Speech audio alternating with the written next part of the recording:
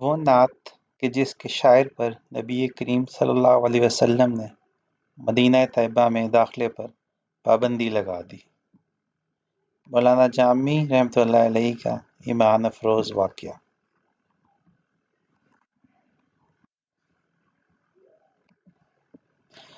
حضرت مولانا جامی رحمۃ اللہ علیہ ایک نعت لکھنے کے بعد جب حج کے لیے تشریف لے گئے تو ان کا ارادہ یہ تھا کہ روضہ اقدس کے پاس کھڑے ہو کر اس نعت کو پڑھیں گے۔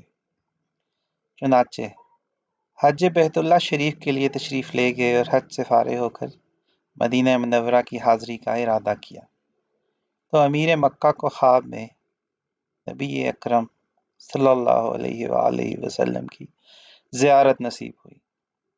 آپ صلی اللہ علیہ وسلم نے ارشاد فرمایا کہ اس کو یعنی جامی رحمۃ اللہ علیہ کو مدینہ طیبہ کی جانب نہ آنے دیں۔ حکم سن کر امیر مکہ نے اعلان کروا کر مولانا جامی رحمۃ اللہ علیہ کی مدینہ میں داخلے پر پابندی لگا دی۔ مولانا جامی رحمۃ اللہ علیہ بڑے پائے کے عاشق رسول تھے۔ ان کے دل پر عشق نبی اس قدر غالب تھا کہ چھپ کر مدینہ طیبہ کی جانب چل پڑے۔ کچھ سیرت نگار لکھتے ہیں کہ قافلے میں ایک صندوق میں بند ہو گئے، لیکن پھر بھی امیر مکہ نے جانے نہ دیا۔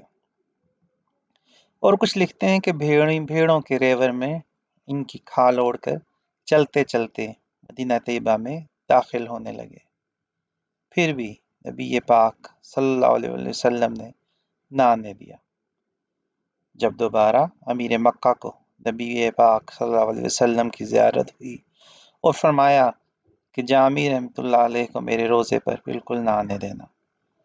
جب اس نے یہ حکم سنا تو اس نے اپنے آدمی دوڑائے جو مولانا جامی رحمۃ اللہ علیہ کو مدینہ منورہ کے راستے سے پکڑ کر لے آئے، اور امیر مکہ نے مولانا جامی کو سختی سے جیل میں بند کر دیا۔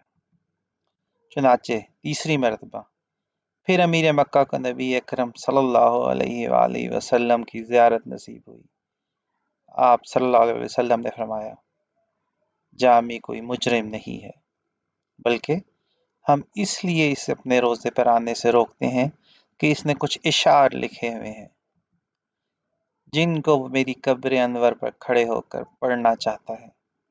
اگر یہ مدینہ طیبہ پہنچ گیا اور میری قبر انور پر حاضر ہو کر اس نے یہ اشعار پڑھ لیے تو مجھے قبر انور سے باہر نکل کر جامی سے مصافحہ کرنا پڑے گا، لہٰذا اسے ہر حال میں روکو۔ پھر امیر مکہ نے مولانا جامی رحمۃ اللہ علیہ سے پوچھا آخر وہ کون سی نعت ہے جو آپ روضہ رسول صلی اللہ علیہ وسلم پر سنانا چاہتے تھے؟ مولانا جامی رحمۃ اللہ علیہ نے روتے ہوئے یہ چند اشعار پڑھے۔ یا رسول اللہ، آپ کی جدائی میں میرا جسم بیکار اور جاں پارا پارا ہو گئی ہے، گناہوں کی وجہ سے دل نیم مردہ اور آوارہ ہو گیا ہے۔ یا رسول اللہ، اگر کبھی آپ میرے جانب قدم رنجہ فرمائیں تو میں غریب و ناتواں آپ کی جوتیوں کے نشان پر جان قربان کر دوں۔ میں اپنے کیے پر حیران ہوں اور گناہوں سے سیاہ ہو چکا ہوں، پشیمانی اور شرمندگی سے پانی پانی ہو رہا ہوں۔ یا رسول اللہ، روز محشر جب آپ شفاعت کا بازو گناہگاروں کے لیے کھولیں گے، یا رسول اللہ، اس وقت جامی کو محروم نہ رکھیے گا۔ یہ اسی نعت کے فارسی کے اشعار ہیں، آپ اس کو یہاں پہ پڑھ سکتے ہیں۔ امید ہے آپ کو یہ واقعہ پسند آیا ہوگا۔ اللہ تعالی ہم سب کے دلوں میں محبت رسول صلی اللہ علیہ وسلم کو زندہ رکھے اور ہم سب کو نبی صلی اللہ علیہ وسلم کے سیرت پہ عمل کی توفیق عطا فرمائے۔ آپ کو یہ پسند آیا اور ایسے بہت سے واقعات سننے اور بہت چیزیں سیکھنے کے لیے دیکھتے رہیے لرن ود ڈاکٹر شفیق، اور چینل کو سبسکرائب کرنا مت بھولیے گا۔ بہت شکریہ۔